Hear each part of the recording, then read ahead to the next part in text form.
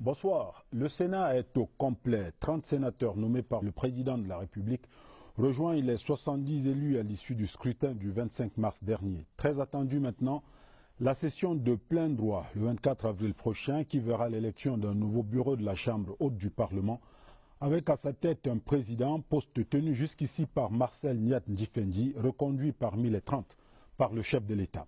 Cette semaine également, on a beaucoup parlé de la tournée régionale du ministre de l'administration territoriale qui, après Bamenda et Boya et Bafoussam, s'est rendu à Douala dans le littoral. Tout cela dans un contexte fait d'engagement fort dans la lutte contre le terrorisme et le grand banditisme et également dans la réaffirmation du caractère indivisible du Cameroun et du respect des institutions républicaines. Paul Ndjiyatanga, le ministre de l'administration territoriale, est l'invité d'actualité hebdo ce soir. Monsieur le ministre, bonsoir. Bonsoir, monsieur Ibrahim Chérif. Alors, on va commencer par le Sénat. 87 sénateurs sur 100 pour le RDPC. Alors, est-ce que le parti dont vous êtes membre ne sait pas que l'obésité est une maladie? Alors, je vous réponds en disant clairement que c'est une illustration, que le RDPC est bien implanté au Cameroun et que le RDPC se porte bien. Ensuite, vous savez, le RDPC fait un travail formidable sur le terrain depuis des années. Et le président national, son Excellence, M. Paul Biya, nous a toujours dit qu'une élection n'est jamais gagnée à l'avance. Donc il faut travailler pour gagner une élection. Donc le résultat, c'est la logique du travail. C'est-à-dire que ça ne vous surprend pas. Si le SDF n'avait pas gagné dans le Nord-Ouest, ça aurait été, on va dire, encore plus grave. Et je dirais même que la victoire du SDF dans le Nord-Ouest est assez étriquée, hein, 48%, 50%. Juste quelques petits... Voilà, donc vous voyez que, bon, non, c'est la bonne santé du RDPC qui s'exprime. Mais dans le Nord-Ouest, justement, qu'est-ce qui s'est passé? Est-ce que c'était un vote sanction contre ce qu'on pourrait appeler l'élite politico-administrative de cette région que vous représentez, justement? Je ne le représente pas, mais je dis... Vous, entre autres. Oui, de toutes les façons, c'est une élection. Elle est ouverte et vous savez qu'avant cette élection, quel est l'écart entre le RDPC et le SDF? C'est quoi? 23 conseils municipaux.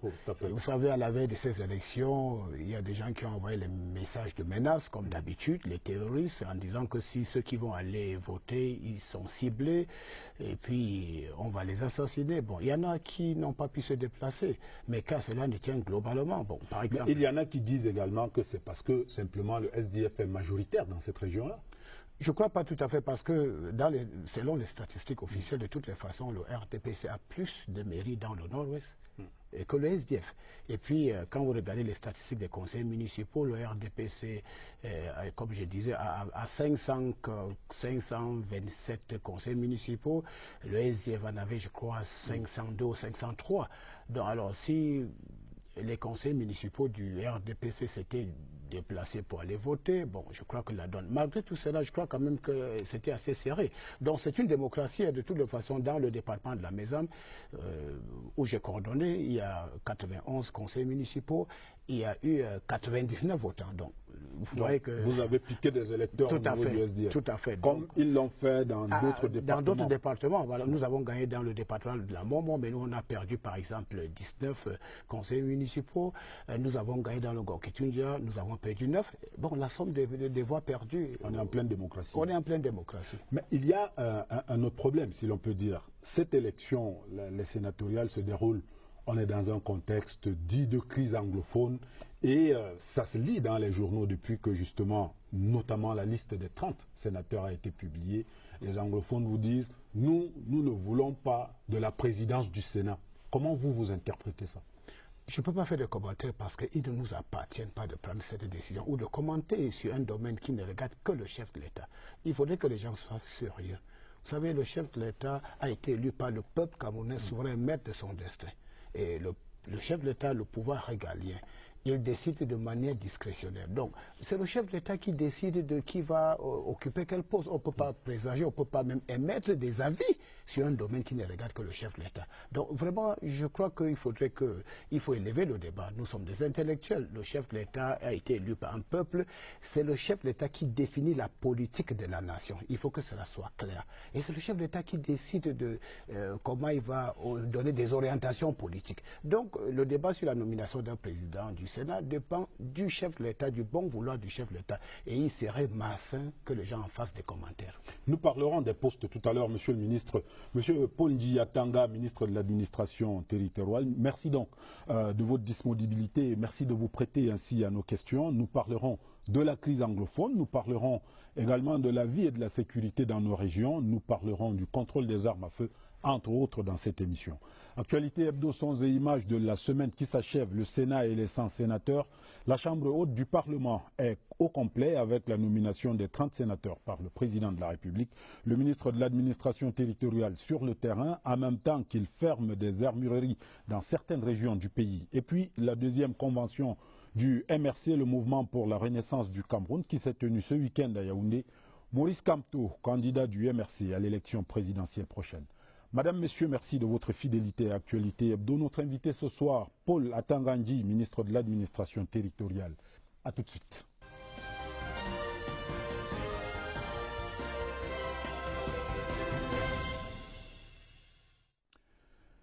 Monsieur le ministre, un mot encore sur le Sénat. Lorsqu'on voit cette configuration-là, tout à l'heure je vous disais 87 sur 100, vous vous dites, bon, c'est parce que simplement le RDPC s'est bien préparé et donc c'est le résultat du travail qui a été effectué à la base. Mais quand même, est-ce qu'il n'y avait pas lieu, vous allez me dire que vous ne commentez pas la décision du président de la République, mais sur les 30, on aurait pu penser à peut-être constituer un groupe parlementaire pour le SDF. Une fois de plus, je dis, le président de la République dispose des pouvoirs discrétionnaires. Et sur la base de ces pouvoirs donnés par la Constitution, il nomme les sénateurs. Alors, j'ai vu qu'il y a quand même l'UNDP qui a eu des sénateurs nommés, il y a l'ANDP qui a eu des sénateurs nommés, et l'UPC, ainsi de suite. Donc, MDR et autres. Donc, je crois quand même qu'il a fait le juste milieu et le juste partage des sénateurs nommés. Je crois que ce qu'il aurait fallu faire pour les autres, c'est de lutter pour gagner les sénateurs. Parce que nous avons 70 sénateurs élus et 30 sénateurs nommés. Donc, ceux qui avaient travaillé sur le terrain ont pu grader il y avait 5 partis politiques dans la course. Mais à l'arrivée, vous voyez les résultats. Donc je crois que le RDPC s'est bien préparé pour ces élections et les résultats reflètent la réalité politique au Cameroun. Il y a un parti qui est bien implanté, qui constitue, n'est-ce pas, on peut dire par exemple une machine électorale, et puis les autres qui se débrouillent encore, mais qui ne peuvent pas encore atteindre le niveau du RDPC, disons les choses honnêtement. C'était simplement l'échauffement pour la présidentielle à venir. Le RDPC est fortement mobilisé pour cette présidentielle. Nous allons faire un tour du côté de nos machines, Monsieur le ministre, pour voir un peu à quoi ressemble justement ce Sénat tel qu'il est constitué aujourd'hui, après l'élection sénatoriale et également après la nomination des 30 par le président de la République. Séverin Alégambélé. Le scrutin du 25 mars 2018 a dévoilé son verdict. Sur les 9 formations politiques en compétition, seuls le RDPC et le SDF se sont répartis les 70 sièges. La nomination des 30 sénateurs complète la coupe, donnant lieu à une nouvelle configuration de la Chambre. La deuxième législature, contrairement à la première, qui comptait 6 partis, accueille 7 formations politiques, dont le RDPC, le SDF, l'UNDP, l'ANDP, le MDR, l'UPC et le FSNC. L'UPC est le nouveau venu dans la famille qui s'est agrandi avec 2 sénateurs de l'UNDP dans la Damawa et le littoral. Une évolution à noter, 25 femmes font leur entrée au Sénat en 2018. Elles étaient au nombre de 20 à la précédente mandature. Un pas de plus vers l'intégration de la femme dans la gestion des affaires politiques. Comparativement à la première législature, seul le RDPC disposera d'un groupe parlementaire au Sénat. En 2013, le SDF en avait un parce qu'ayant obtenu 14 sièges à l'ouest et dans la Damawa. Toute proportion gardée, on peut s'accorder à dire que le vote du 25 mars a fait un premier tri et l'acte de nomination du président de la République procède à quelques ajustements tenant compte du jeu des alliances et équilibres politiques. Mais au final, le Sénat, première et deuxième mandature, c'est 70 membres élus, 30 nommés. Beaucoup de visages connus, un objectif constant, faire avancer le processus de décentralisation en collaboration avec l'exécutif. Monsieur le ministre, laissons de côté le Sénat et parlons de la tournée que vous avez entreprise ces derniers jours dans les régions du Cameroun. À peine n'avez-vous été installé que vous avez commencé cette tournée dans les régions. Et d'abord, Bamenda et Buea. Est-ce qu'il y avait vraiment urgence à aller dans ces régions-là? Alors, je tiens d'abord à vous dire que ma descente sur le terrain résulte des très hautes instructions de son Excellence, Monsieur le Président, le plus chef de l'État. Vous savez, le ministre de l'administration territoriale est un ministère important et puis le ministre ne peut pas prendre une initiative sans l'aval du chef de l'État. Donc c'est le chef de l'État qui m'a demandé de descendre sur le terrain pour dialoguer et apporter le message de réconfort et le message de paix aux ressortissants des régions concernées. Quelle est la situation que vous avez trouvée à Bamenda Buea, dans le nord-ouest d'une manière générale? Ça va pas dans cette zone-là? J'ai dit globalement, la situation est sous contrôle. Ça, je tenais à le dire, globalement, la situation est sous contrôle. Il y a eu des perturbations, il y a eu des violences, il y a eu des atrocités commises par des sécessionnistes, mais globalement, la situation est sous contrôle. Nous avons discuté avec les autorités administratives, les forces de défense et de sécurité. Ils nous ont fait un bilan de la situation en compte rendu des différentes activités sur le terrain. Je dis globalement, la situation est sous contrôle et le chef d'État a tenu à féliciter les autorités administratives et les forces de défense et de sécurité qui, malgré les provocations, ils ont été violentés. On a saccagé les commissariats de police, les brigades de gendarmerie, on a même tué les forces de défense. Mais ils ont gardé leur sang-froid et ils ont fait le travail de maintien de l'ordre sans aucun excès. Monsieur le ministre, il y a une question que, on va dire, tout le monde se pose. Qui sont les preneurs d'otages et autres poseurs de petites bombes par-ci par-là dans le nord-ouest et le sud-ouest? C'est qui exactement? Mais j'ai dit, c'est des bandits de grand chemin. Parce qu'au départ, on nous a dit qu'il y avait des revendications des avocats et des enseignants. Pour la plupart, le chef de l'État a apporté des solutions idoines. Je dirais même que le président de la République allait au-delà de tout ce que les gens, les réclamations, il a donné beaucoup plus de solutions qu'attendaient les enseignants et les avocats. Mais aujourd'hui, nous avons affaire à des bandits de grand chemin, des sécessionnistes qui veulent remettre en cause, n'est-ce pas, l'unité nationale, ce qui est inacceptable. Donc je dis, voilà, ce qui se passe aujourd'hui, bon, on prend des otages, on demande l'argent, et puis bon, vous savez que c'est quelque chose qui est inacceptable. Donc j'ai dit aujourd'hui, le grand banc, hier c'était des revendications corporatistes qui ont été satisfaites. Qui ont été satisfaites. Et après maintenant, il y a eu cette tentative, n'est-ce pas, de diviser le Cameroun en prenant la création d'un État qui ne peut pas exister, bien évidemment. Et aujourd'hui, c'est le grand banditisme. Donc la responsabilité, c'est ceux qui ont commencé tout cela. C'est eux qui ont commencé. Alors aujourd'hui, ils sont incapables même de maîtriser ce qu'eux-mêmes ils ont. Alors, quelque chose qui a un lien avec cela, c'est l'activité des mototaxis. On a interdit cette activité-là dans ces deux régions-là. Pourquoi? Bon, nous, à travers les rapports de la police et des forces de sécurité, les autorités administratives, nous avons constaté que 90% de toutes les atrocités commises étaient planifiées et exécutées par les conducteurs de mototaxis. Alors, donc, quand les sécessionnistes arrivaient ou les terroristes, ils recrutaient les mototaxis.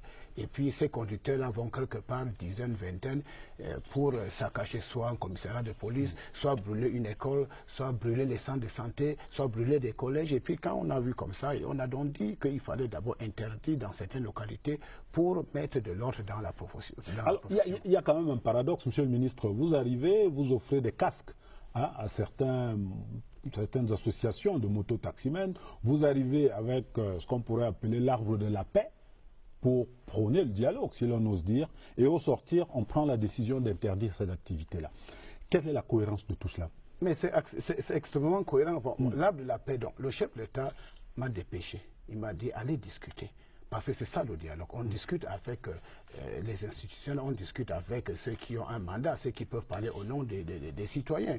Donc les autorités religieuses, les chefs traditionnels, les enseignants, ceux qui gèrent les syndicats, les associations, les conducteurs de mototaxi. Mon langage est clair. Je leur ai donné l'arbre de la paix en disant que vous êtes vous-même les messagers de la paix. Est-ce qu'il y a une forte signification dans cette zone-là? Tout à fait, parce que bon, tout le monde parle du dialogue, mais le chef de l'État parle de la paix et de la réconciliation.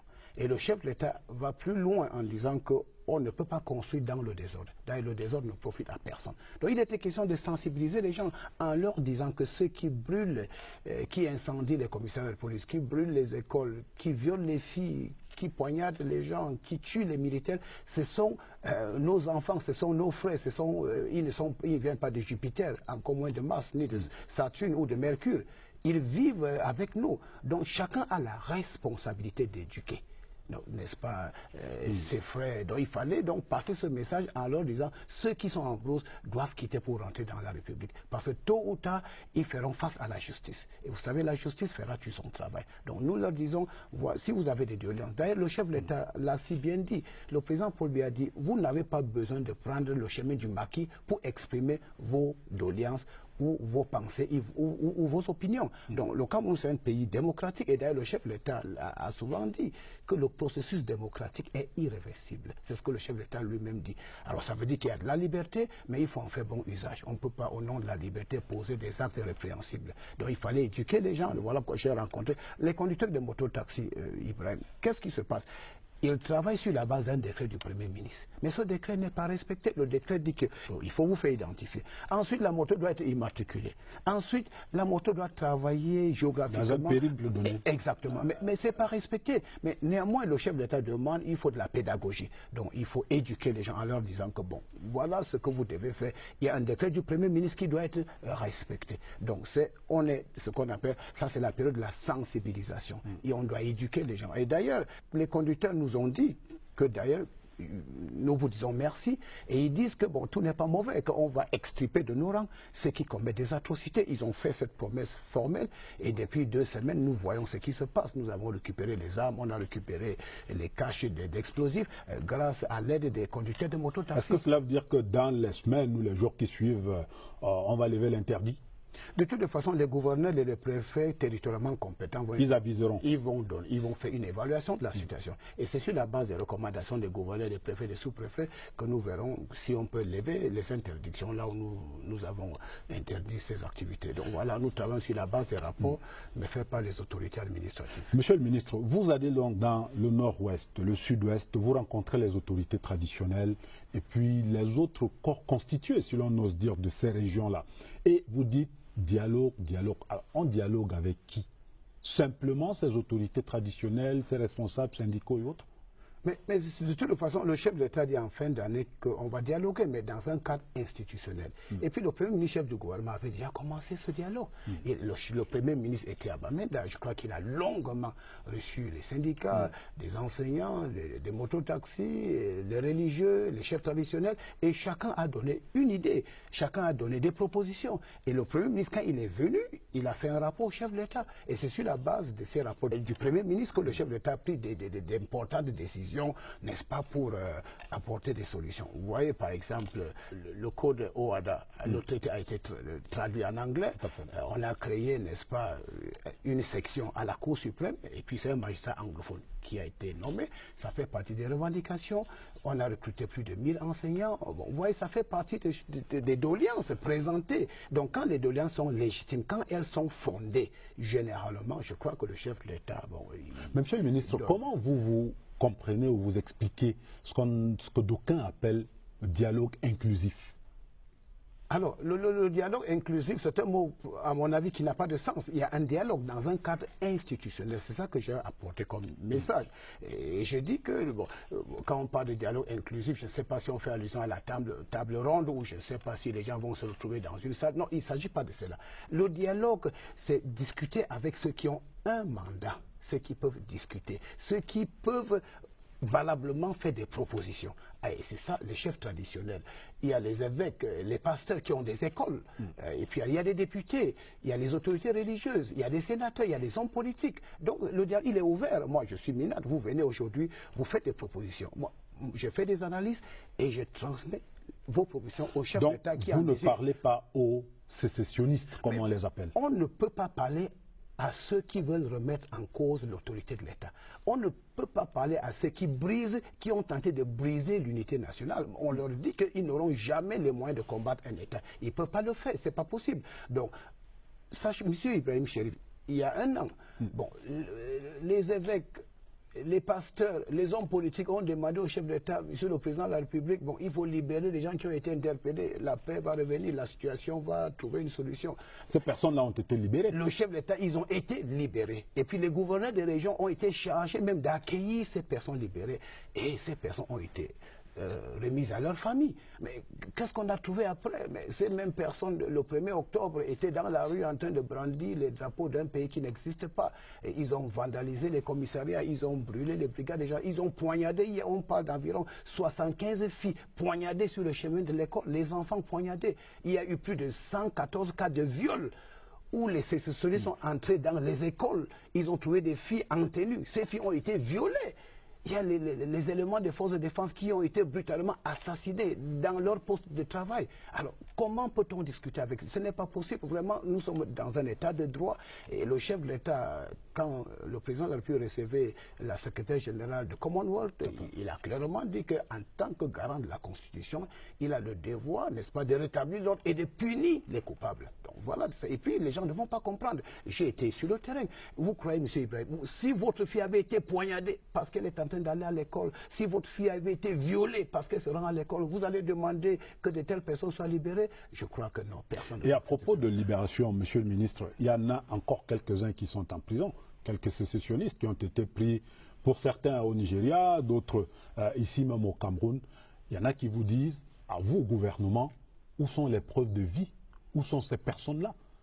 Qu'est-ce que vous leur répondez? Mais nous répondons en disant que ces gens-là vivent. Et le moment venu, mais on va les voir. Pourquoi les gens sont-ils pressés? Ils sont là. Mais je vous dis, il y a même des sécessionnistes qui ont été extradés du Nigeria. Il y en a qui avaient 70 kilos. Aujourd'hui, ils ont 85 kilos, 90 kilos. C'est-à-dire qu'ils sont bien traités en prison, bien nourris. Il y a des médecins qui passent là-bas 2-3 fois par jour pour regarder. Donc, ils sont bien traités. Et de toute façon, M. Ibrahim Chérif, on est au niveau des enquêtes préliminaires. Les enquêtes préliminaires, c'est la gendarmerie et la police. Et après, maintenant, il y a l'information judiciaire. Et puis, le juge d'instruction va reprendre le dossier pour regarder ce qui est dedans. Et à l'issue, et puis le juge instruit à charge et à décharge. Ça, il faut le dire. Ça veut dire qu'on peut avoir interpellé 150 personnes. On ne va pas dire que les 150 personnes vont être condamnées parce que dans chaque entreprise criminelle, il y a les commanditaires, il y a les exécutants, et puis il y a ceux qui accompagnent, c'est-à-dire qui accompagnent ces gens-là. Donc, vous vous trouvez au mauvais endroit, au mauvais moment, on vient vous prendre. Donc, il faut faire confiance à la justice camerounaise. Le chef de l'État ne s'occupe pas, l'État ne se mêle pas des activités au niveau de la justice. Mais il est évident qu'à la fin de l'information judiciaire, vous savez, qu'est-ce qui va se passer? Ceux contre lesquels les preuves, les indices concordants de culpabilité n'auront pas été retenus, ils pourront bénéficier d'un non-lieu. Ceux-là seront libérés. Mais ceux contre lesquels il y a des preuves irréfutables d'atrocités commises, bon, ils vont être jugés. Mais on ne peut pas vous dire comment on ne donne pas une orientation à la justice camerounaise. Nous sommes dans un pays où la justice est indépendante. Elle fait son travail. Que les gens ne soient pas pressés. De toutes les façons, c'est le procureur de la République ou le juge qui donne les permis pour rendre visite aux détenus. Donc, quand on va arriver au moment où je peux vous dire de toutes les façons, ces gens-là vivent et ils se portent bien. Nous allons